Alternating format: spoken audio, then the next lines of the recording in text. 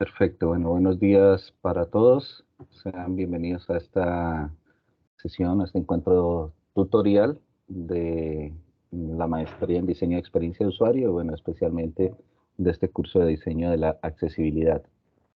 El día de hoy vamos a hablar de un tema complementario a lo que hemos venido trabajando. Digamos que durante todo el periodo académico, durante todo el desarrollo del curso, hemos venido hablando del concepto de accesibilidad, hemos hablado mucho de discapacidad, de lo que son los métodos de análisis, de diseño que podríamos aplicar para este tipo de casos. Hemos conocido algunas herramientas que nos pueden servir, muchos ejemplos de lo que serían diseños accesibles. Y hoy vamos a enmarcar, digamos, todos esos conceptos, todos esos temas que hemos trabajado en cómo crear experiencias de usuario positivas, teniendo en cuenta pues que en nuestro curso específico, pues los usuarios a quienes nos estamos dirigiendo o para quienes, más bien para quienes estamos diseñando eh, productos, pues son personas que estén en condición de discapacidad, cualquiera de ellas que sea. Y digamos la variedad de proyectos o de iniciativas, de temas que ustedes han ido formulando dentro de las actividades, pues es bastante variable y eso ha ayudado a enriquecer mucho el curso, ¿no? De hecho, les adelanto un poco el último encuentro tutorial que vamos a desarrollar y ya les estaré escribiendo a través del curso la fecha para poderlo realizar. Va a tener un propósito muy puntual y es que ustedes nos puedan socializar esas experiencias en una presentación muy corta. Nos estarán presentando cuál era la problemática, cómo se abordó el análisis de esa problemática y cuál fue el diseño final propuesto, que recordemos que es un prototipo de una solución, es decir, no vamos a llegar a una solución completa, a un diseño completo nivel, donde podamos ver un esquema de la solución que se propondría pues para dar solución al problema especificado. Entonces, hoy estaríamos trabajando sobre esto. El título que se le daba a la charla es este: no solo es diseñar tecnología, es crear experiencias de usuario positivas, y ya estaríamos hablando más o menos en una hora y 10 minutos sobre esta temática. Como siempre les he comentado, me gustan que los encuentros sean más participativos, es decir, que si en algún momento quieren comentar, aportar algo o plantear alguna inquietud respecto al tema, alguna experiencia particular que hayan tenido y que lo que estemos hablando se los recuerde, pues pueden abrir micrófono y vamos conversando. Para comenzar, quiero plantear esta frase, presentar esta frase de Maya Angelou, que es una escritora estadounidense, y dice que la gente olvidará lo que dijiste, la gente olvidará lo que hiciste, pero la gente nunca olvidará cómo los hiciste sentir. Y esto tiene mucho que ver con temas de experiencia de usuario. Y quiero que recordemos mucho esa frase, ¿no? Las personas nunca olvidan la manera como uno los hace sentir. Y quiero plantearles aquí un ejercicio, aquí pueden abrir micrófono, ya que somos pocos, lo podemos hacer de esa forma. Quiero que me comenten ustedes qué recuerdos inolvidables tienen del último fin de semana, del fin de semana anterior, de qué es lo que más recuerdan ustedes del último fin de semana. Por favor, abran sus micrófonos, coméntenmelo.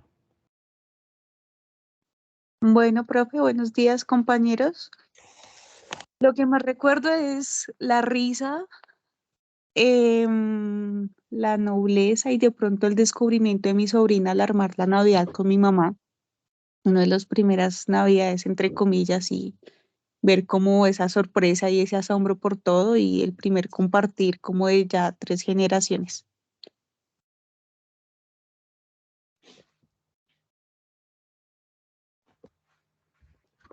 Muy bien, ¿falta alguien?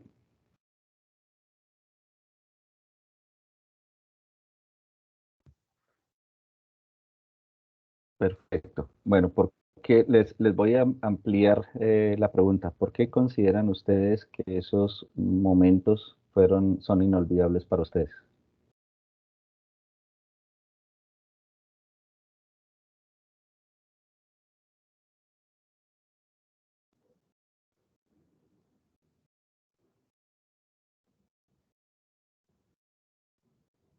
Dice Karen, porque son momentos de vida. Muy bien. ¿Alguien más? Sí, es que cuando lo hacen a uno efectivamente sentir, es que yo tuve fue una, pues no una experiencia desagradable. ¿Me están escuchando? Sí. Sí, sí, sí. Eh, Porque pues estuve en la casa de mi mamá y vino de visita un primo, y mi hermano es bastante, espero que aquí nadie sea así tampoco. Bueno, mi hermano es, le gusta la política de derecha y empezó a hablar mal del Ok. gobierno actual, esperando que mi primo, que antiguamente la iba muy bien, lo apoyara, y oh sorpresa cuando no lo apoyó, y yo quedé, o sea, sorprendido porque dije, ve, todos esperábamos que también fuera de derecha, ¿no? Pero no, dijo, no, yo cambié porque tal cosa, mi hermano quedó, o sea, me hizo sentir un poco avergonzado. Yo decía, man, mi hermano, ¿cómo va a decir semejante mano de burradas que dicen los que ya conocemos cómo son así? Entonces, sí, esa fue más o menos la sensación, ¿no? Es lo que uno más recuerda de ese día. Vale, Jaime, muchas gracias. Igual es válido, ¿no? Es válido porque es una experiencia y es algo que hizo inolvidable ese momento en tu caso. Bueno, por Correcto. acá Karen está diciendo, bueno, son momentos de vida, porque Daniela dice porque están asociados a emociones fuertes. Pues muy bien. Normalmente, voy a regresar acá. Normalmente cuando uno recuerda o analiza y trae a su mente momentos inolvidables o recuerdos inolvidables, puede estar relacionado a lo que ustedes han mencionado, ¿no? Puede ser una comida, algo que probó por primera vez o algo que compartió con alguien, con otra persona. Es decir, puede haber conocido a alguien y el momento fue inolvidable. El caso de lo que nos estaba diciendo Jaime, bueno, digamos que no fue una experiencia positiva con otra persona, pero fue un momento que marcó, fijó un recuerdo más bien. Puede haber, alguien podría decir, conocí un lugar al que siempre ha querido ir, siempre ha querido viajar y lo logré. Puede ser realizar alguna actividad que también siempre había querido hacer y hasta ahora lo logró. ¿Por qué estos momentos siempre se quedan fijos en nuestra memoria? Todo lo que ustedes habían diciendo, y además porque significa o porque genera o significa así para cada uno de nosotros una experiencia. Pues curiosamente nuestro cerebro decide almacenar información relevante, y para el cerebro la información que considera relevante es toda aquella que esté enmarcada dentro de una experiencia positiva o negativa, pero siempre y cuando sea una experiencia que se viva, queda marcada en nuestro cerebro y en nuestros recuerdos. Esto es una característica que hoy en día se tiene muy en cuenta al momento de diseñar productos o servicios para las personas. ¿De acuerdo? Pues si se dan cuenta todo el tiempo durante este curso, cuando hemos estado hablando de analizar problemas, analizar situaciones donde estén involucradas personas en condición de discapacidad, siempre hemos dicho, vamos a buscar cambiar la calidad o mejorar la calidad de vida de esta persona, vamos a mejorar las experiencias que tenga esta persona al desarrollar alguna actividad que antes le era difícil hacer. Seguramente cuando estamos pensando en solucionar esa problemática para estas personas, estamos creando experiencias. Lo ideal es que sean experiencias positivas para que sea algo que ellos puedan recordar. Esa es, digamos, la primera conclusión que podríamos tener de este tema. Pero surgen unas inquietudes, unas preguntas, y es qué tipo de experiencias estamos generando desde nuestras disciplinas. En esta maestría en diseño de experiencia de usuario, hemos tenido profesionales de diferentes áreas de conocimiento. Hay diseñadores gráficos, hemos tenido ingenieros, tuvimos un abogado, por ahí que va finalizando. Bueno, hay profesionales de diferentes disciplinas, y lo importante es reflexionar qué tipo de experiencias estamos generando en nuestro día a día, con nuestras actividades y con nuestro desempeño profesional. Y hay una pregunta que está relacionada a esta primera, y es qué tan innovadores estamos siendo. Si estamos diseñando, desarrollando tecnología, ¿qué tan innovadores estamos siendo?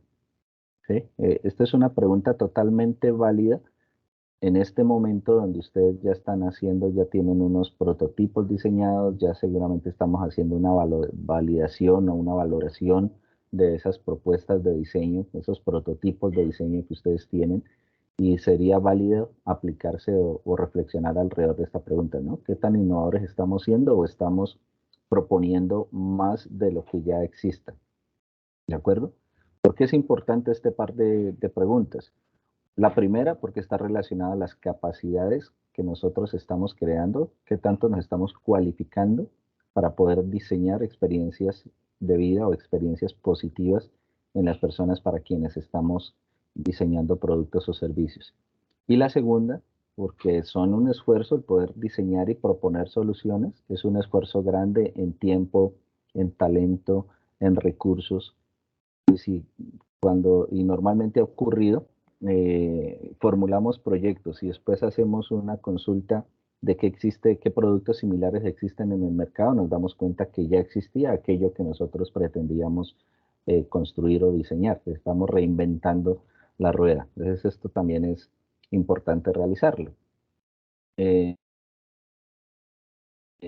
Esto es una charla que seguramente ustedes la vieron desde los inicios, en los cursos de inicio de la maestría, y es escuchar hablar de qué es interacción humano-computador.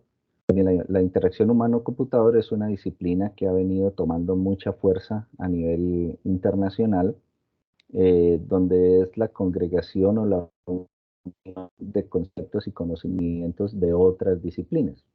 Entre esas disciplinas que se han venido sumando, pues están las ciencias computacionales, obviamente porque estamos diseñando productos y servicios de tecnología para el bienestar de las personas o las personas que lo requieran en situaciones particulares. También tiene mucho de diseño y arte, y eso ustedes lo han visto, lo hemos conversado en las anteriores encuentros tutoriales, y seguramente cuando ustedes estuvieron desarrollando la actividad de diseño de sus productos, sus servicios, muchos vi que han hecho mockups, han hecho diseños a mano alzada, y eso nos ha llevado, nos lleva a despertar mucho la creatividad, ¿no? El diseño, el arte también tienen mucho que aportar en estos temas. La psicología cognitiva y la ergonomía, por ejemplo, también son factores que han venido o temas que han venido a aportar mucho a la interacción humano-computador, porque muchos de los problemas para personas, por ejemplo, cuando hablamos de diseño de productos para personas con discapacidad, nos damos cuenta que se pueden solucionar no necesariamente diseñando tecnología como tal, sino teniendo mejores diseños de productos. Recuerden cuando hablábamos de ejemplos de productos ergonómicos, hablábamos de sillas, de productos para mejorar o permitir que personas con alguna limitación en la columna o en las sillas pudieran moverse, pudieran sentarse, en fin, todos esos aspectos pues son producto también de temáticas de ergonomía, inclusive la psicología cognitiva, buscando que las personas se sientan bien, y por supuesto la psicología organizacional y la psicología social pues tienen mucho que aportar en estos temas, por cuanto todos siempre vamos a estar trabajando con personas, ¿no? Con personas y para personas. Entonces todos estos temas que se han venido articulando alrededor de una disciplina como la interacción humano-computador, lo que buscan es generar experiencias de usuario. Es, digamos, el propósito y en lo que se centra esta maestría. Pues vamos a crear experiencias de usuario positivas para aquellas personas que lo necesiten o que necesiten tener experiencias inolvidables y por supuesto solucionar muchas de las problemáticas que existen alrededor de este tema, de estos temas. Pero cuando hablamos de experiencia de usuario o UX, que ustedes ya saben que es el concepto, la sigla que enmarca a nivel internacional el concepto de experiencia de usuario o User Experience, es un proceso, y como proceso pues hay unos pasos, unas metodologías, que es lo que hemos venido trabajando en este caso para este curso. Pues nosotros hemos hablado de metodologías que se pueden aplicar para hacer diseños accesibles. Tal vez en otros cursos ustedes han visto metodologías para hacer diseños emocionales, pueden haber visto metodologías para hacer diseños organizacionales, en fin, es toda una cantidad de conocimiento que se va articulando alrededor del concepto de experiencia de usuario. Entonces, sí, ¿cómo podríamos definir UX? Es un proceso para diseñar productos, y ojo con estos conceptos, útiles y fáciles de usar, que creen un valor para el usuario y unas ventajas competitivas para la organización que las aplica. Esto cobra mucha relevancia cuando estamos pensando en personas con discapacidad, ¿no? Si diseñamos un producto y ustedes aquí ya lo pueden reflexionar alrededor de ello con los trabajos que han venido realizando. Seguramente si ya hicieron las primeras valoraciones, a varios que les he retroalimentado los trabajos, les he dicho, pueden buscar personas que tengan ese tipo de discapacidad para el cual se está diseñando. Muchos lo han hecho así.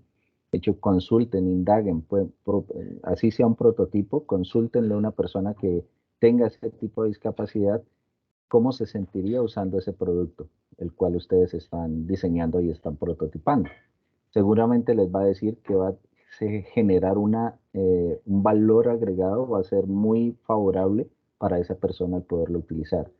Y si esos diseños los estamos haciendo en el marco de una organización, de una empresa, pues seguramente eso puede significar un valor competitivo en un mercado comercial de ese tipo de productos.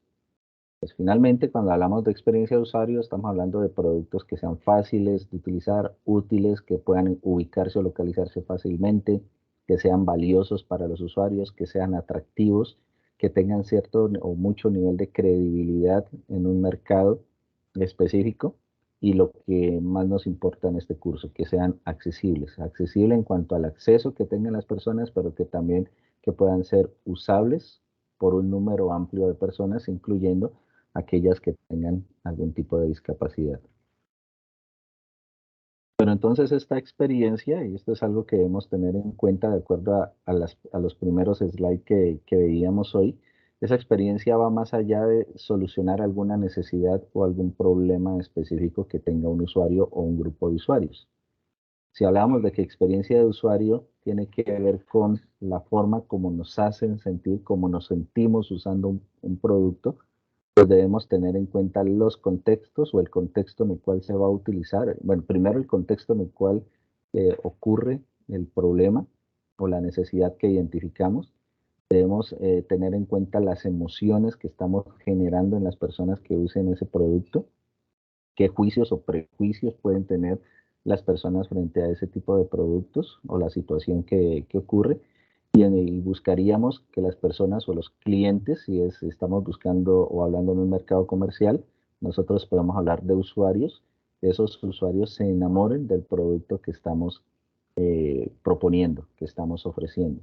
En última, lo que ustedes podrían utilizar o la mejor conclusión a la que pueden llegar en sus trabajos del curso, si estamos hablando de diseños accesibles y hacemos una valoración o una validación con personas con ese tipo de discapacidad específica para la cual ustedes diseñaron un producto, lo ideal es que en la valoración, en una encuesta, en una entrevista, esas personas puedan decir, me encantaría o me encantó el producto o me encantaría tenerlo porque efectivamente me va a solucionar muchos de los problemas que tengo por mi condición de discapacidad.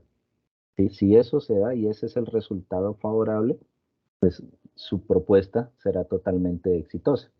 Si ustedes más adelante deciden que en sus trabajos de fin de máster, trabajos de fin de maestría, van a trabajar con diseños accesibles, pues ya tendrán que materializar el prototipo, construirlo y hacer una validación real con usuarios en condicionalidad y demostrar que efectivamente ese producto, en el contexto particular de las personas con discapacidad, genera emociones positivas, genera una valoración o unos juicios positivos y que efectivamente para ese usuario en particular les quedó encantado sobre el grado de solución que se le da a su problema. Miremos algunos ejemplos de experiencias de usuario que pueden ser negativas. Esto es una imagen, no sé si la han visto en algunas de nuestras ciudades, este tipo de situaciones. En este caso es un cajero electrónico a una altura no adecuada, pensando en personas de talla baja, por ejemplo. La seguridad en la transacción que puede hacer una persona aquí es prácticamente nula, de pronto no alcanza ni siquiera a observar la información que aparece en pantalla, pero podríamos tener el caso contrario, ¿no? ¿sí? Personas muy altas, de estatura muy alta, y cajeros electrónicos muy bajos. Pues puede ocurrir la misma situación. Y si vamos a sitios de comida, podríamos encontrar situaciones como esta. Sitios o espacios mal diseñados para el propósito que se está utilizando. En este caso, un sitio parece comida rápida, con un espacio no adecuado para la atención de clientes, pues, en esta situación. Solucionarse ese tipo de situaciones. Miren, estos son espacios con cajeros electrónicos a diferentes alturas, inclusive pensando, como el caso del señor en la silla de ruedas, una persona en silla de ruedas, o si, por ejemplo, el caso de la chica con de talla baja que veíamos en la primera fotografía del slide anterior, pues podría hacer uso también de este tipo de cajeros. Entonces es pensar en una solución viable para un número grande de personas, repito, incluyendo aquellas que tengan algún tipo de discapacidad. Y podríamos tener espacios como el que estamos viendo en este momento en pantalla. Miremos que es un restaurante, un sitio de comidas que está muy bien pensado y muy bien diseñado. Si miramos en estas mesas del lado derecho, pueden ser mesas que pueden ser utilizables por un número pequeño de personas, 2 personas, ¿sí? Hay espacios intermedios para el acceso de las personas para que puedan ubicarse en estos muebles que están al lado derecho. Hay unos espacios amplios, en este caso hay una mesa larga para un número grande de personas. Y algo que me parece muy interesante de este diseño, si detallamos, hay un espacio en medio de las dos mesas, que es la que estoy señalando con el puntero, que puede servir para que los meseros puedan servir sin dificultad, que eso es otra problemática que normalmente ocurre en los sitios de comidas, ¿no? Que en el momento que van a servir, pues el mesero tiene que pedirle a la persona que se corra un poco, que se ubique mientras están o sirviendo o están recogiendo platos, bueno, todo en lo que sirven, ¿sí? El uso o la ubicación en bandejas, por ejemplo. Entonces, estos diseños facilitan mucho ese tipo de aspectos. Miremos la iluminación también, que es bastante adecuada, es muy nutrida en cuanto a lámparas para facilitar la iluminación, la ubicación de estas pantallas. Seguramente también hay en diferentes posiciones y en diferentes lugares para facilitar la observación por parte de las personas. Entonces, estos son ejemplos de diseños de experiencia de usuario aplicados a casos muy puntuales y muy prácticos que observar y encontrar. Muy bien, no sé si está ahí, ¿hay alguna pregunta? Si vamos bien.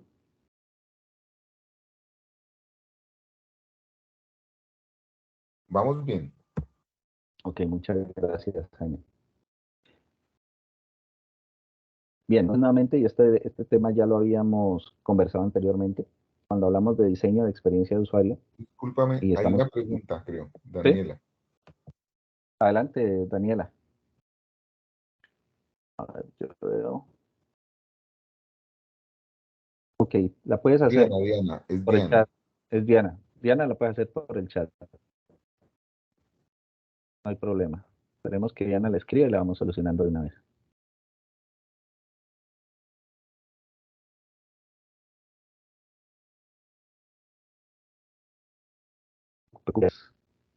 Es válida.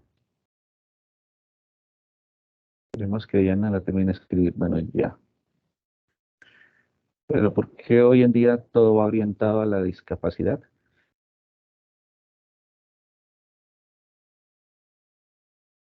Diana, sino que existe un concepto del cual también ya hemos hablado y que se viene de exigencia más bien en muchos contextos, y es el diseño.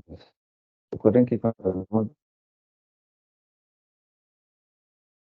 estamos hablando del concepto de inclusión, el mejor ejemplo de inclusión que podemos tener, y es que todos lo que diseñe en diferentes disciplinas sea inclusivo. ¿Y qué significa este nivel de inclusión? Y es que puedan ser productos o espacios, recuerden que hablamos de accesibilidad arquitectónica, accesibilidad urbanística, estamos hablando de accesibilidad en tecnología o en comunicación, Y cuando aplicamos el concepto de diseño para todos, tenemos que pensar en que todo eso que diseñemos pueda ser usable y accesible por un número grande, el número más grande de personas que podamos tener, inclusive quienes tengan algún tipo de discapacidad. Entonces, hoy en día no podría diseñarse espacios peatonales desconociendo personas que puedan llegar a tener algún tipo de discapacidad. ¿Sí? No podríamos excluirlos. Lo mismo, si estamos diseñando tecnología, tenemos que pensar en la diversidad de personas que pueden llegar a utilizar ese tipo de tecnología, incluyendo aquellas que tengan algún tipo de discapacidad. Entonces, no es que todo esté orientado a la discapacidad, sino que más bien hoy en día se incluyen las personas con discapacidad dentro del grupo poblacional para quienes estamos diseñando productos. ¿Vale? No sé si respondo tu pregunta. Veo que está escribiendo. Perfecto, perfecto, bien. Por favor, me siguen informando si en el chat hay preguntas, porque como no los estoy en la pantalla de la presentación, no alcanzo a identificarlos. Bien, pues cuando estamos hablando de diseño de UX, hablamos en algún momento de cómo los productos deben generar alguna reacción emocional. Y cuando analizábamos cómo funciona nuestro cerebro, recordábamos que el cerebro está dividido en dos hemisferios. El hemisferio izquierdo, que es toda la parte racional o analítica, digamos que es lo que más fortalecemos con el desarrollo educativo, desde preescolar hasta que estamos en la universidad, estamos fortaleciendo y desarrollando mucho la parte analítica y racional de nuestro cerebro, pero la parte intuitiva pues, es quien determina qué nos agrada y qué no, qué nos produce rechazo. En últimas, todas esas experiencias positivas o negativas que ustedes recordaron del fin de semana anterior, marcó, de alguna manera generó una marca en nuestro hemisferio derecho cerebral, es decir, en la parte intuitiva, bien sea porque nos hizo sentir bien, nos hizo sentir mal o generó un momento de incomodidad o un momento de alegría específico en nuestro cerebro. Lo que tenemos que buscar es que todo aquello que diseñemos y desarrollemos a partir de ahora, pues genere una reacción emocional positiva en los usuarios. Y aquí debemos diferenciar entre dos conceptos que pueden estar relacionados, de hecho están muy relacionados, estrechamente relacionados, y que tienden a confundirse, pero en realidad no lo son. Y es la diferencia entre lo que es experiencia de usuario y lo que es interfaz de usuario. Es muy común que nos pregunten, bueno, pero experiencia de usuario entonces es tener un diseño bonito de un producto, tener un diseño de producto de un artefacto tecnológico. Y no es necesariamente eso. Lo que sí es cierto, y aquí está el punto de relación, es que un producto que sea diseñado bajo conceptos de experiencia de usuario debe tener una interfaz de usuario bien diseñada. Es decir, las interfaces de usuario estaría inmersa dentro del proceso de diseño de experiencia de usuario. En última, la experiencia de usuario es la experiencia de ese usuario cuando utiliza un producto o un servicio, ¿de acuerdo? Y estaríamos enfocándonos en la usabilidad que esa persona haga de ese producto o de ese servicio y la satisfacción que pueda sentir al hacerlo. Y cuando hablamos de la interfaz de usuario, estamos hablando de la imagen de una marca comercial, la imagen de un producto, es decir, la parte estética de ese producto. En última, la experiencia de usuario es la combinación entre lo que piensa nuestro cerebro, la parte racional, y cómo se siente al usarlo, lo que siente al usar el producto. Mientras que las interfaces de usuario atacan directamente a la parte emocional, a la parte del hemisferio derecho. Y aquí entonces me voy a centrar en unas técnicas que podríamos aplicar para diseñar experiencias de usuario positivas, que son técnicas que ya hemos hablado, ya hemos mencionado algunas, y otros pues son elementos que deberíamos considerar. El primero, si vamos a diseñar experiencias de usuario positivas, lo primero que debe tener, y aquí era válida la pregunta que nos hacía Diana, y es la aplicación de conceptos de diseño universal. Lo importante aquí es, como decía en la respuesta que le daba Diana, es tener en cuenta que estamos diseñando productos y servicios para un número amplio de personas. Y en ese diseño de un número amplio de personas debemos incluir aquellas que tengan algún tipo de discapacidad. ¿De acuerdo? Entonces, cuando estamos diseñando, bueno, aquí podríamos tener esta escala. Si tuviéramos esto en un plano como tal, podríamos hablar de productos que no son usables, y lo importante es empezar a mejorar la usabilidad o los niveles de usabilidad de esos productos o de esos espacios, ¿no? Hasta llegar a un punto en que sea usable para un número mucho más grande de personas. ¿De acuerdo? Y podríamos ir ampliando el rango de usuarios que pueden hacer uso de ese diseño, de ese producto o ese servicio. Eso es lo que se conoce como diseño universal. Y aquí podríamos tener este ejemplo de diseño universal. Creo que también ya lo habíamos visto en una presentación anterior, donde hablábamos de zonas de parqueo con información en un idioma diferente al nuestro, con una gran cantidad de información que lo hace difícil de comprender. Y podríamos llegar a utilizar un lenguaje de convenciones, que puede ser un lenguaje universal. Y miremos que a pesar de que está en inglés, podríamos fácilmente identificar que en la parte de arriba nos están indicando los días de la semana. Hay unos colores, unos códigos de colores, donde ya es universalmente conocido que, por ejemplo, el color verde quiere decir que hay una permisión permitido, además del símbolo de parquear o prohibido parquear, pues nos indica si está prohibido o no. Y además la distribución de rangos de horas, ¿no? Entonces, es lenguaje un poco más universal, mucho más comprensible, y sí, un diseño, cambiar de esto, que es ilegible y difícil de comprender, a un lenguaje gráfico que es mucho más sencillo de interpretar.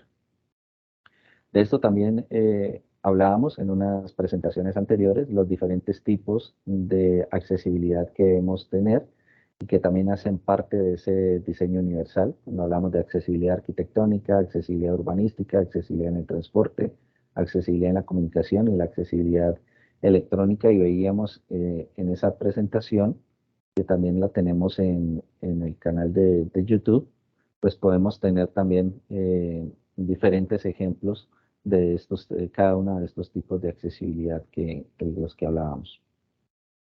Segunda recomendación para hacer diseños de experiencia de usuario positivos es conocer muy bien para quién estamos diseñando productos y servicios. Y cuando hablamos de conocer muy bien, es ponernos en el lugar de la otra persona.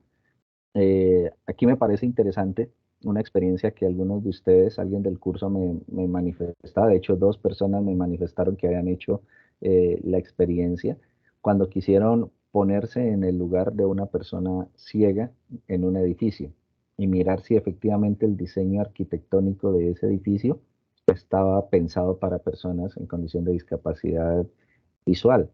Decía, se taparon los ojos, alguien me decía, me tapé los ojos, traté de moverme por los diferentes espacios y me di cuenta que no hay forma de que una persona con discapacidad visual pueda moverse sin sufrir algún tipo de accidente. ¿Sí? Otra persona me dijo, pensé en alguien en silla de ruedas, traté de hacer vivir lo que podría vivir una persona en silla de ruedas, y me di cuenta que era muy complicado de hacer. Ese es el nivel de conocimiento que requeriríamos para poder tener diseños o diseñar experiencias de usuario positivas, y es llegar a conocer quién es esa persona, qué hace, cómo se comporta, por qué quisiera nuestro producto, nuestro servicio, qué problemas espera resolver. Pues cuando nos ponemos en el lugar del otro y vivimos o experimentamos las sensaciones que esa otra persona pueda sentir, pueda vivir, pues vamos a conocer más en detalle la problemática y lo que no hablamos de esta herramienta que nos sirve para conocer a fondo quiénes son nuestros usuarios, ¿no? O para quién estamos diseñando productos. Es esta herramienta conocida como mapa de empatía, que nos permite conocer qué piensa y qué siente la persona, qué dice y qué hace, qué observa, qué ve en su entorno, en sus amigos, en otras ofertas del mercado, qué oye de las personas más cercanas, qué esfuerzos hace, qué miedos o frustraciones puede tener y qué espera que solucionemos, ¿no? Los resultados, cuáles son sus deseos, cuáles son sus necesidades, qué obstáculos esperaría superar. Esto nos lleva a conocer muy a fondo lo que esperaría esta persona o los usuarios para quienes estamos diseñando productos o servicios y nos da muchas ideas de solución que podríamos llegar a tener. Y hay unas técnicas y unas herramientas que nos van a facilitar mucho el desarrollar esa labor. Más adelante voy a ampliarlas un poco. Una de ellas es el mapa de calor, que nos va a decir una técnica y el uso de herramientas como unas gafas, que normalmente en el mercado se conocen como spy glasses, gafas de espía, que lo que hacen es que nos permite conectar esas gafas por Bluetooth a una aplicación en un computador y esa aplicación lo que hace es que nos graba, mientras va grabando todo lo que observa la persona, pues nos va diciendo cuáles son los puntos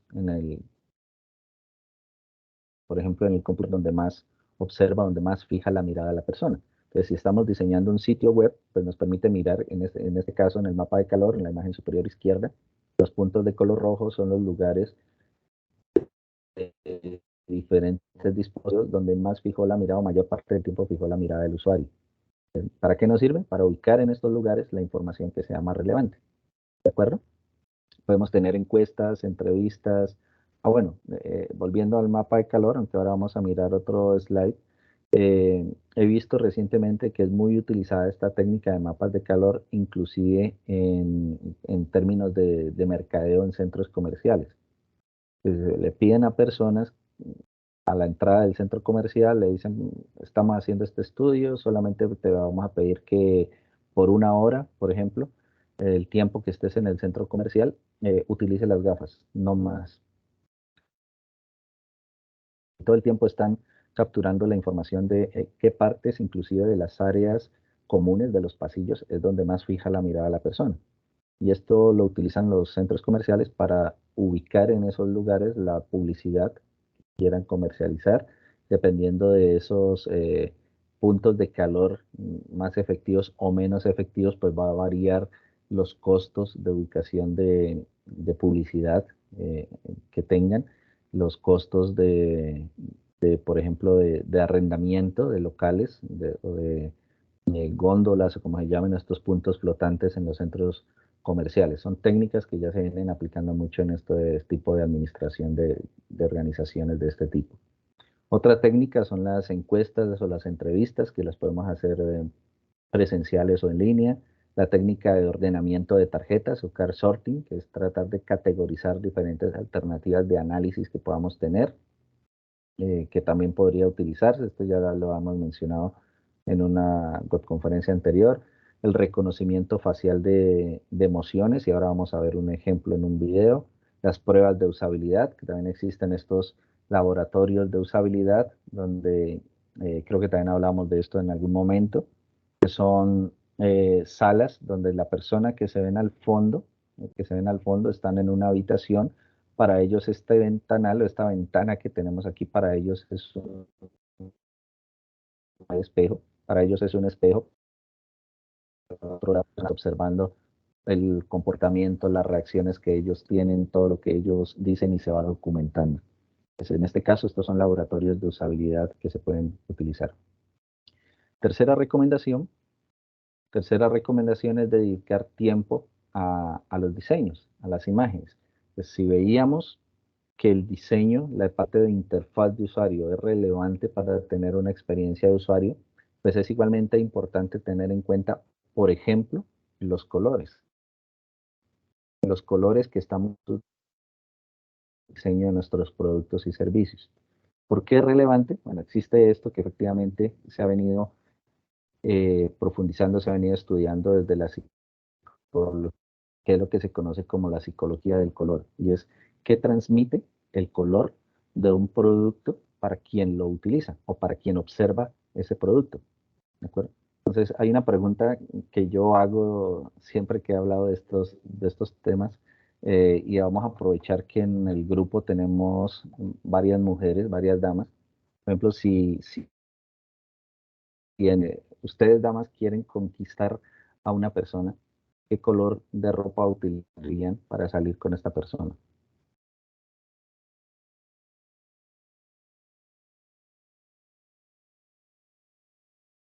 Dice, nada más.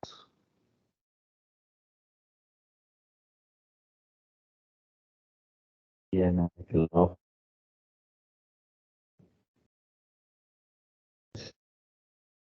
Un color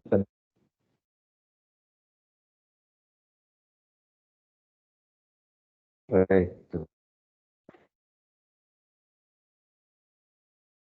En las personas, cuando uno lo observa, el rojo es un color que transmite una sensación de pasión. También dependiendo del contexto, el contexto en el que se esté utilizando el color, pues puede significar peligro, también es muy utilizado para eso, prohibición de algo, acción. Entonces, miremos lo que transmite cada uno de los colores. ¿Por qué no el negro? El negro es un color que sí es un color que transmite elegancia o sofisticación, por ejemplo, pero también puede significar muerte, puede significar eternidad.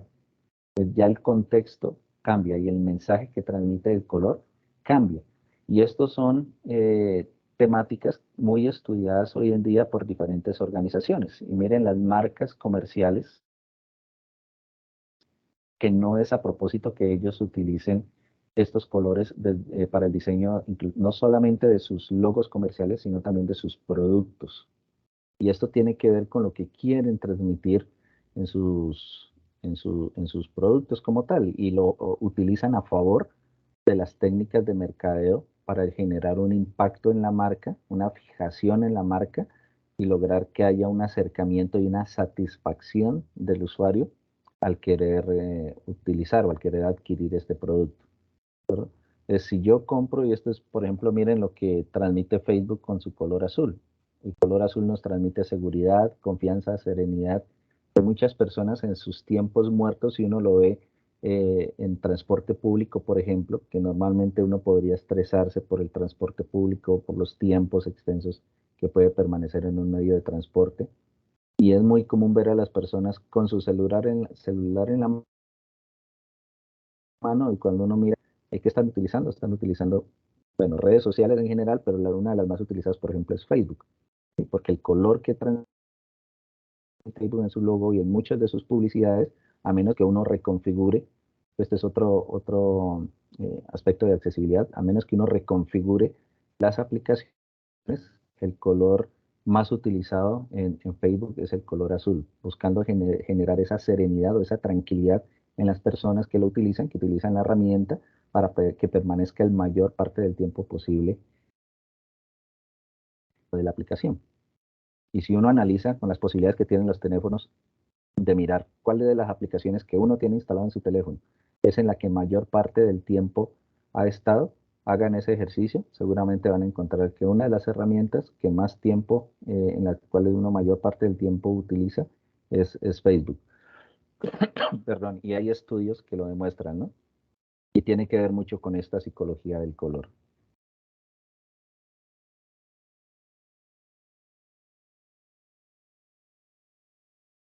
Bueno, Lina nos dice, bueno, Diana dice que a ella le gusta mucho el negro, pero bueno, ya sabes, Diana, que si la idea es transmitir pasión, el negro no es o bueno, puede llegar, no estoy diciendo que no funcione, pero el rojo te transmite un mensaje directo. Y Lina nos dice que en las entrevistas transmite arrogancia, pero te refieres al color rojo. Sí, exacto, porque el efecto que quisieras transmitir no es el adecuado, ¿cierto? Normalmente, ¿qué color utilizarían ustedes para una entrevista de trabajo si tenemos en cuenta la psicología del color?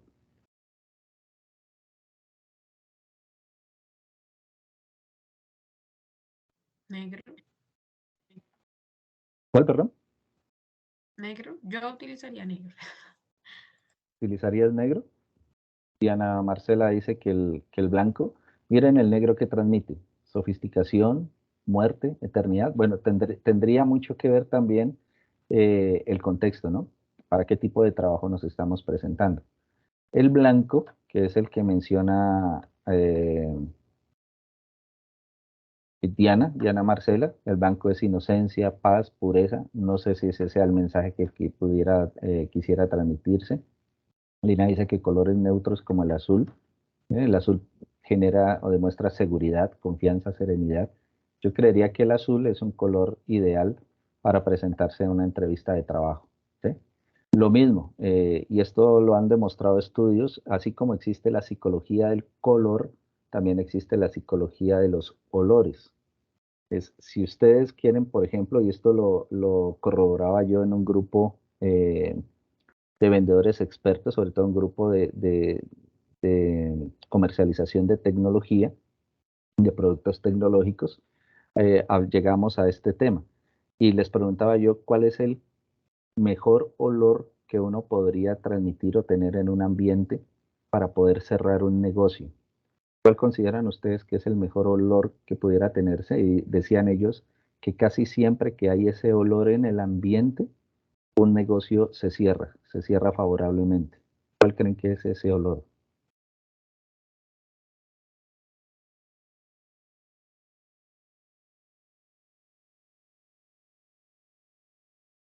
Ana Marcela dice que el canela, Lina dice que el olor a café. ¿Qué más?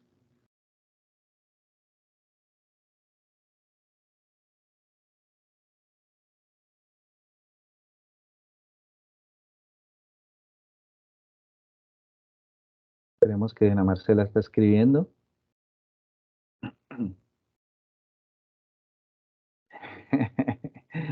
Muy bien, esa reacción que acaba de tener Diana es muy certera y corrobora lo que dice Lina. Efectivamente, el olor a café es un color que genera mucha reacción positiva y de confianza, dicen expertos en temas de mercadeo y de psicología de marketing. Dicen que el olor a café genera mucha confianza en las personas o en la persona con la cual se está haciendo algún tipo de negociación.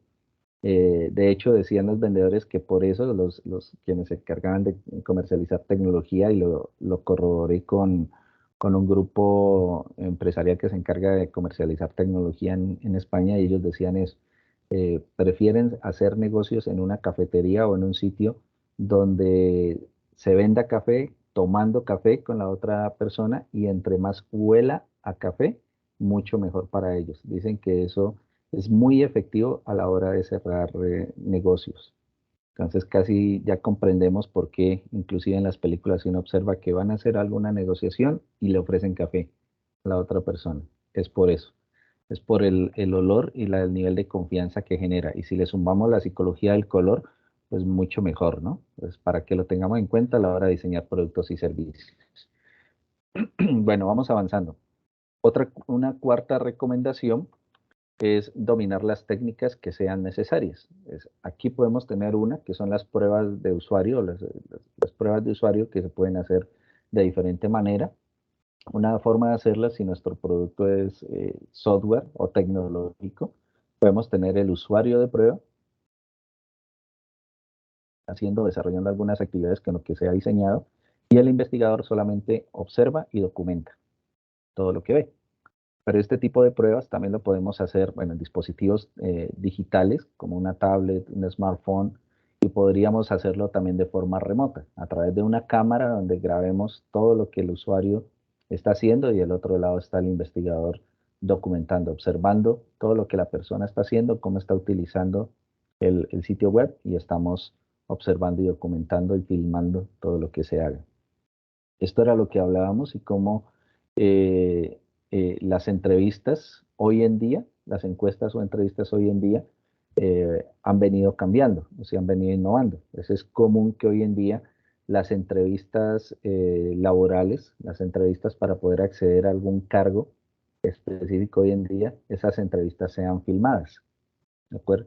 ¿Por qué es importante para muchas organizaciones el poder filmar? Porque están analizando la reacción emocional de la persona que está siendo entrevistada. A veces con palabras, con lo que se expresa, se puede decir una cosa, pero El lenguaje corporal puede decir otra totalmente distinta. Y para una empresa, un empleador, es mucho más importante esa reacción de la persona frente al momento que se le plantee una pregunta, es más importante que la respuesta en sí misma. Y esto se puede hacer a través de estos laboratorios de usabilidad, como el que veíamos en una fotografía anterior, donde podemos tener a las personas en un salón dando una respuesta y en realidad quienes están evaluando a los candidatos pueden estar en la parte de atrás observando reacciones, analizando respuestas y mirando el lenguaje corporal de las personas. Esto es una técnica muy utilizada hoy en día. Esta es una de las técnicas que mencionábamos hace un momento, que es la técnica de reacción, sí, lo que dice Lina, lenguaje no verbal. El utilizar estas técnicas de reconocimiento facial de emociones. En este caso, estamos viendo un ejemplo de técnica de reconocimiento facial para poder hacer pruebas de un producto específico, que en este caso es un nuevo producto de yogures que se va a sacar al mercado y se le está preguntando a de la textura del producto, bueno, el nivel del sabor específico, bueno, la textura, bueno, muchos elementos, y al final no, les permite a los investigadores identificar el nivel, a fijarlo aquí, para que analicemos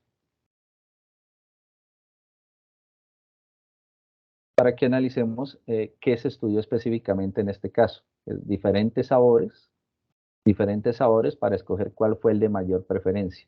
Pues miren, dentro de lo que se pensaba, bueno, se hizo la evaluación de experiencia de usuario, de los usuarios, cuál fue el mejor producto, pero todo estaba determinado en cuanto a la vista, cuál preferían los usuarios, el sabor que más preferían, la textura, digamos si era más líquido, si era más espeso, y al final se determinó cuál era el mejor producto para poder sacar al mercado.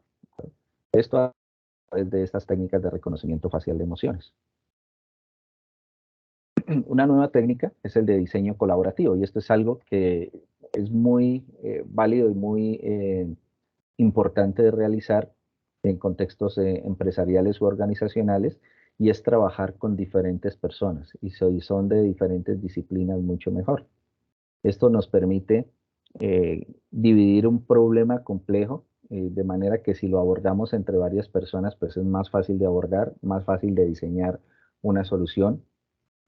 Varias personas pensando hacen mucho más que una sola tratando de solucionar un problema y normalmente pues ocurre en unas etapas de trabajo colaborativo, ¿no? Que es el saber cómo comunicarnos, poder generar estrategias de trabajo en equipo, el saber tener esos niveles de empatía para trabajar en grupo, trabajar en equipo de forma articulada, sumar cualidades y habilidades que puedan tener los diferentes integrantes del equipo. Es normal que cuando esto ocurra hayan diferencias que tengan que ser solucionadas, pero también lo importante es poder generar diversidad de ideas entre todos los integrantes de ese equipo para poder llegar a una toma de decisiones adecuada.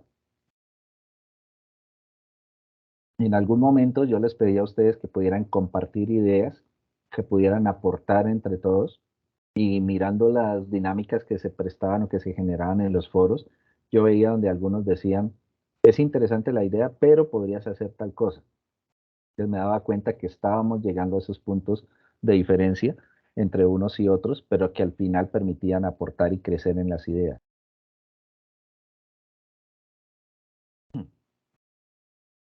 Al final, pues tenemos que construir un prototipo, que es el punto donde estamos en el curso, la construcción de prototipos y poder validar esos prototipos, a ver qué tan efectivos pueden llegar a ser. Si notan, esta es una de las estrategias que se ha aplicado para el diseño de los cursos de la maestría, los diseños colaborativos o los trabajos colaborativos. No en vano, la mayoría de cursos de esta maestría están pensados o diseñados bajo modelos educativos de de evaluación o de trabajo, aprendizaje basado en proyectos, aprendizaje basado en diseños, pero todos se centran en el diseño colaborativo de productos. Lo que estamos buscando y tratando es de llevar a la realidad dentro de este producto educativo que hemos construido en la maestría para que ustedes puedan aplicar estos principios en un contexto real. Esto es lo que les hablábamos ya anteriormente de la técnica de mapa de calor para poder evaluar el diseño, en este caso, de un sitio web de venta de productos. ¿Sí? De lo que estamos viendo en el video es la evaluación, una persona con unas gafas observando todo el tiempo los diferentes lugares. Se le ha pedido que busque un producto en el sitio web, que trate de hacer la compra en línea de ese producto, que mire los catálogos de un producto específico para que pueda seleccionar alguno. Y al final del video vamos a mirar el resultado del análisis de mapa de calor en este caso.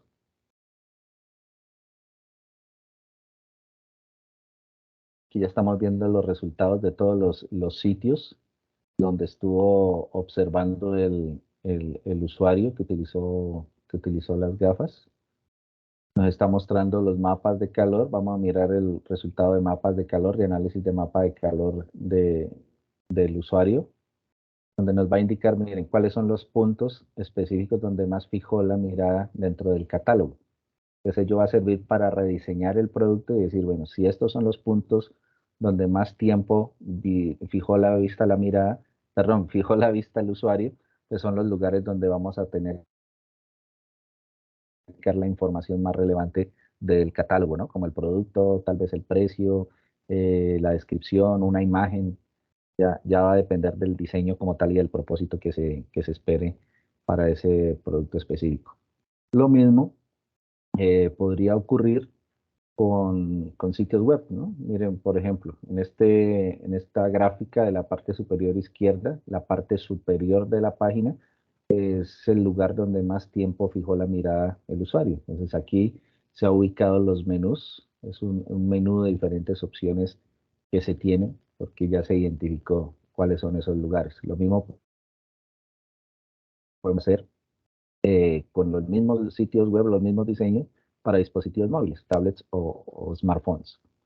Otra técnica que es muy válida hoy en día de aplicar es el de las analíticas web. Obviamente, y esto creo que no es desconocido para todos, que absolutamente todo lo que hacemos hoy en día en Internet está siendo guardado. Está siendo guardado por diferentes entidades, por las empresas productoras de las mismas aplicaciones de software. Hay otras que capturan todos los sitios donde nos conectamos a Internet. Esto es lo que se conoce hoy en día como la huella digital. Así no lo querramos, así no lo sepamos o no seamos conscientes de ello, absolutamente todo lo que hacemos desde nuestro celular, hoy en día desde los televisores inteligentes, desde los computadores, todo lo que hacemos en Internet queda el registro, queda esa huella, esa marca de dónde estuvimos, cuánto tiempo permanecimos, en qué tantos banners o imágenes hicimos clic, qué tipo de imágenes son, qué tipo de videos preferimos observar en YouTube, por ejemplo. Y toda esta información es valiosa para alguien. ¿Cómo se utiliza? Ya hay unas bases de datos bastante grandes y a través de técnicas como Big Data, pues se hacen estas analíticas de datos en Internet de manera que puedan tomar decisiones de qué tipo de información enviarnos. Pues a veces cuando uno se pregunta por qué me apareció esa publicidad, a veces, muchas veces dicen las personas, solamente estaba conversando con otra persona que estaba al lado mío. Pocos minutos después me apareció una publicidad de eso, de lo que yo estaba hablando con la otra persona. Seguramente es porque en algún momento se captura esa información que es relevante, palabras claves, y me aparece o le mandan al perfil de persona en sus redes sociales publicidad sobre productos o servicios que estén relacionados con eso. O en algún momento leí una noticia porque me llamó la atención el titular para estos diseñadores o desarrolladores de sitios extraen la información, bueno, de ese titular hay tales palabras claves, tal vez esta persona está interesado en estos temas y siguen mandando información de productos, servicios o noticias, lo que sea relacionado con esos conceptos.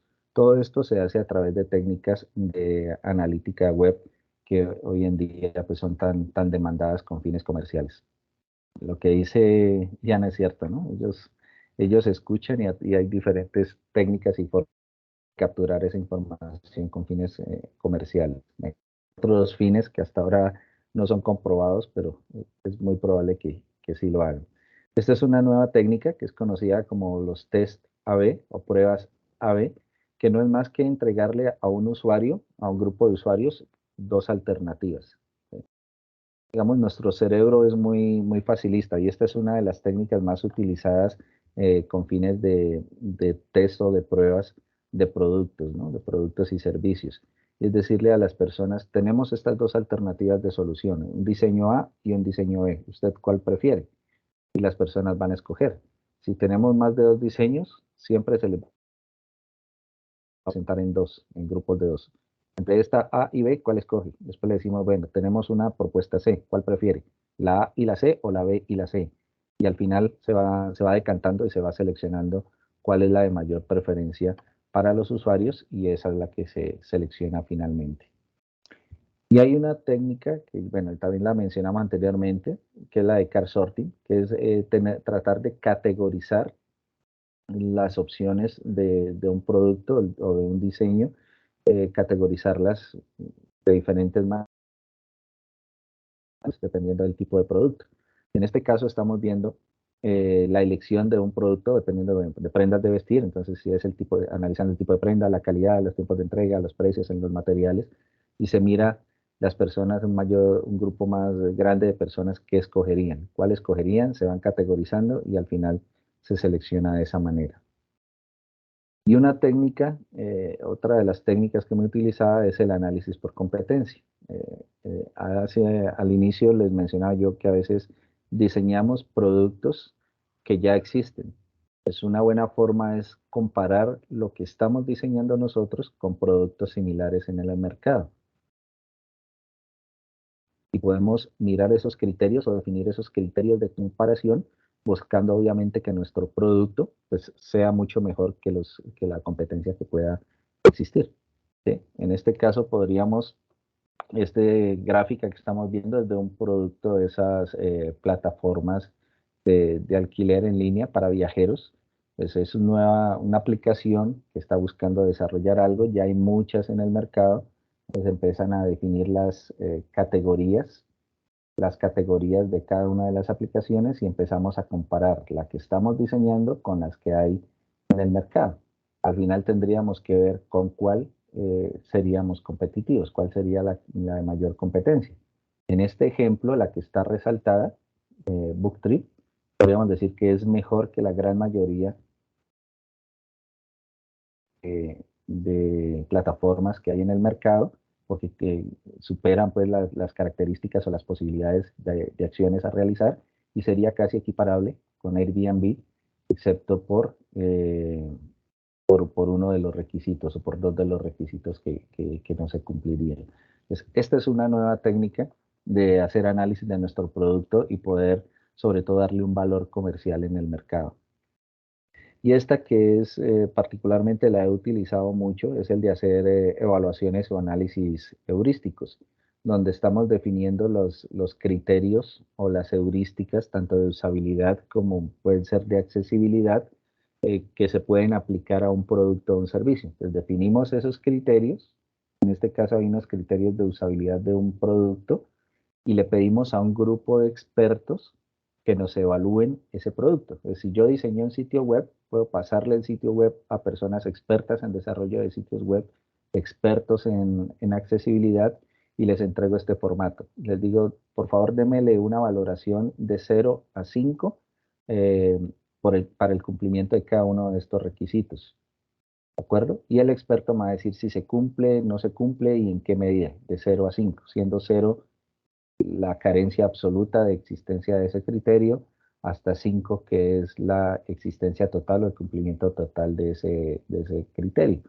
Y al final hago un cálculo que se conoce como porcentaje de usabilidad, que me va a determinar qué tan usable para ese grupo de expertos es ese producto que yo acabo de diseñar.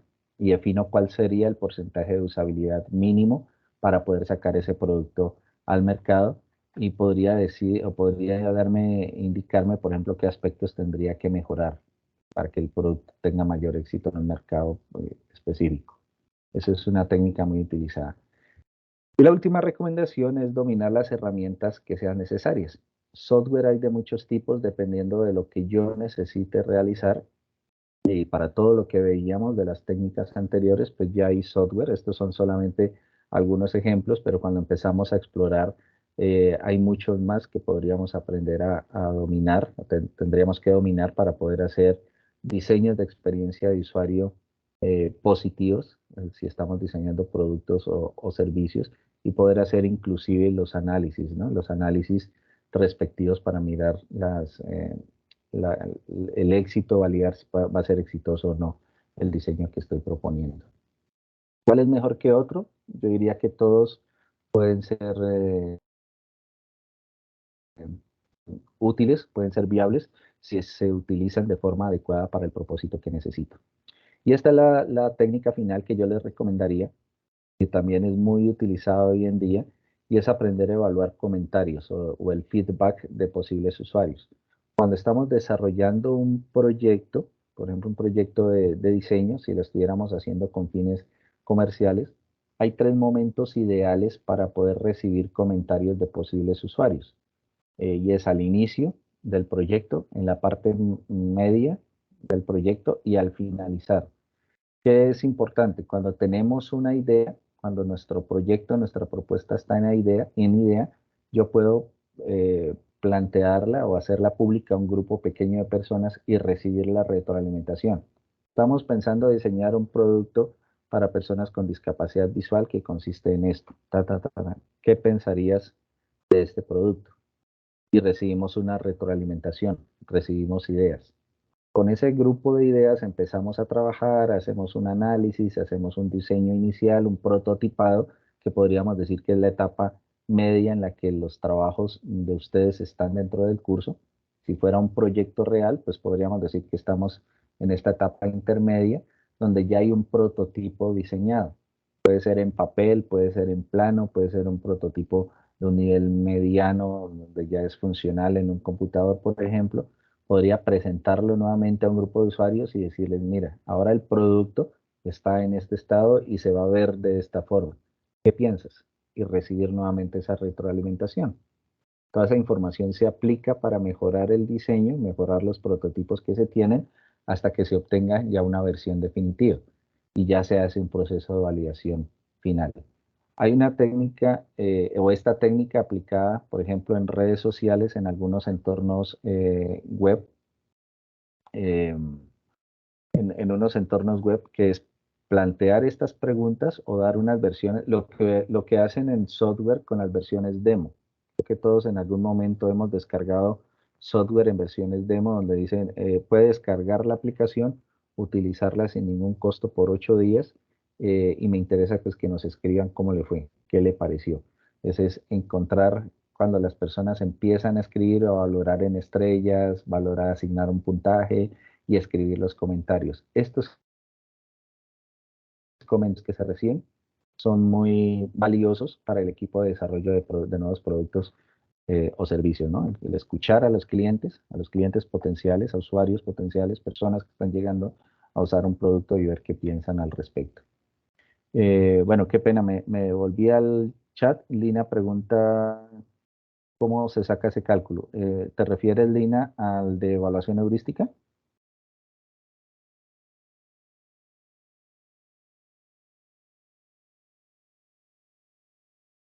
¿O a cuál cálculo te refieres, Lina?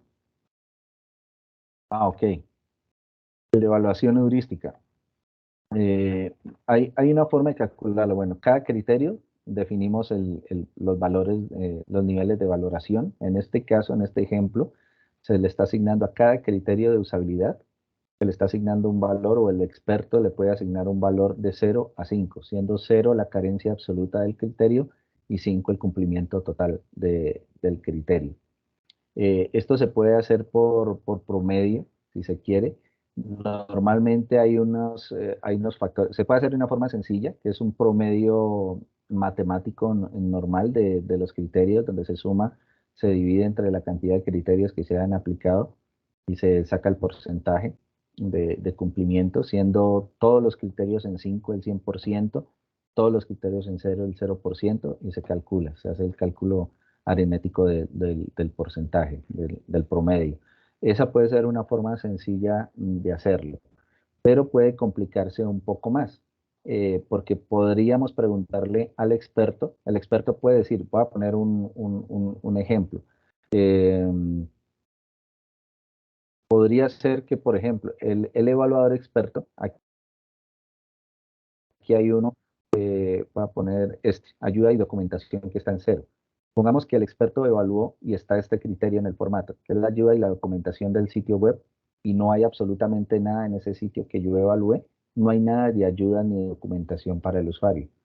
Pero podría decir el experto, para mí es cierto que no existe este criterio en el sitio web, pero yo no le veo relevancia al criterio. Es decir, el sitio web va a funcionar bien, tenga o no tenga opciones de ayuda. Entonces podría tener un valor o asignarle un nivel de relevancia al criterio de manera que sea necesario que exista o no. Y eso me va a afectar también la valoración del porcentaje de usabilidad. En ese caso ya la fórmula matemática pues va a variar porque ya tenemos un factor adicional, ¿sí? Pero si no, solamente es el promedio aritmético, el cálculo de un porcentaje matemático pues del cumplimiento no de los criterios, ¿vale? Si alguno de ustedes en algún momento específico va a aplicar en sus proyectos de grado, por ejemplo, análisis heurísticos, podría escribirme en su momento y yo les mando información sobre diseño de análisis heurísticos y de pronto algún formato ya que construí en un par de proyectos para hacer evaluaciones heurísticas de productos, donde en uno se calcula el promedio aritmético, como en este caso, en otro sí hemos tenido en cuenta la relevancia del criterio para aplicarse o no. ¿Listo? Entonces, para poder detallar un poco más.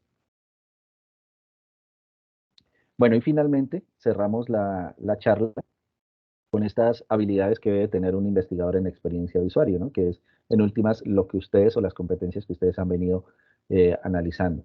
Si se dan cuenta, cuando hablamos de experiencia de usuario, es muy amplio. El poder hacer diseño de experiencias de usuario es una cantidad de conceptos y instrumentos, herramientas, técnicas que hay que dominar, y el campo de acción también es bastante amplio, teniendo en cuenta todos los factores que hay que analizar, y esto es lo que ustedes han venido trabajando, ¿no? Podríamos dedicarnos a la docencia, a hacer investigación de experiencia de usuarios, a ser arquitectos de información, a evaluar experiencias de usuario, diseñar experiencias de usuario, toda una cantidad de aspectos. Y los quiero dejar, ahora les copio en el chat estos dos enlaces que son de una red iberoamericana. De hecho, nació la iniciativa de una red iberoamericana en interacción humano-computador, que somos un grupo de profesores y investigadores a nivel Iberoamérica, que venimos trabajando en este tipo de iniciativas, donde se creó un canal de conferencias que se trabajan dos conferencias cada mes, se desarrollan el mismo día en eventos abiertos en línea a través de Facebook y a través de YouTube, en temas relacionados a interacción humano-computadora, a diseño de productos, y por supuesto está involucrado el tema de accesibilidad. Les voy a copiar en el chat los enlaces para que puedan observar, pues si pueden seguir la red, los eventos que hace la red en estos temas en Facebook, y pueden observar en el canal de YouTube todas las conferencias que se han desarrollado hasta ahora en estas temáticas.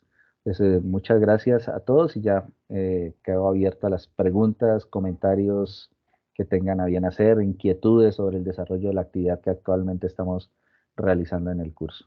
Entonces, adelante.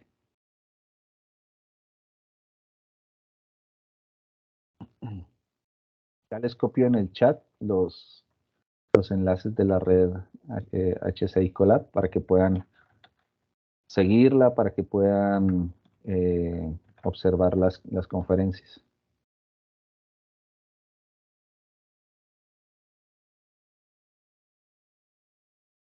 Pues no sé si hay inquietudes, comentarios sobre el tema que tuvimos el día de hoy. Ahí en el chat ya les he puesto los dos enlaces para que los puedan tener.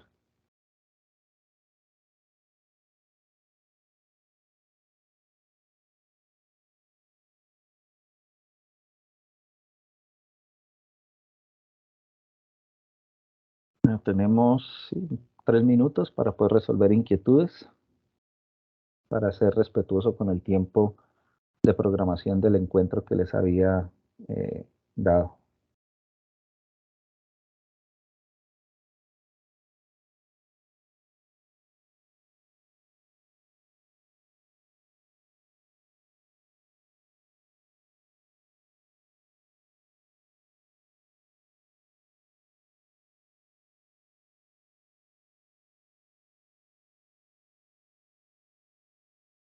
Ok, perfecto. Muchas gracias, Diana Marcela, Karen.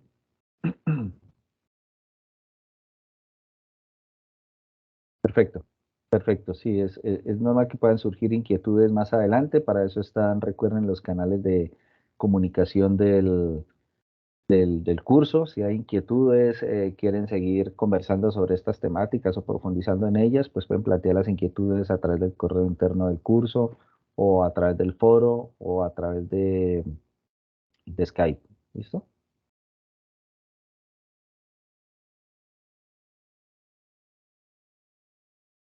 Muchas gracias, Karen. Efectivamente, esa es la idea de estos espacios, poder profundizar en los temas y poder ampliar lo que los recursos del curso nos pueda brindar, ¿no? Entonces, a veces el profundizar en estos temas nos enriquece mucho las actividades que tengan. Si hay inquietudes también relacionadas con el desarrollo de la actividad, pues también a través de los mismos espacios las podemos solucionar. Nuevamente, muchas gracias a ustedes por la asistencia el día de hoy. Ya más tarde estaré colgando en el aula el enlace de la grabación para que puedan tenerla como material de consulta. Y si esta plataforma me permite descargarla, pues la estaré subiendo también al canal de YouTube para que las tengan todas en este espacio. Muchas gracias nuevamente para todos y éxitos en el desarrollo de las actividades y buen fin de semana. Que estén muy bien. Gracias, profe, igualmente. Feliz fin de semana.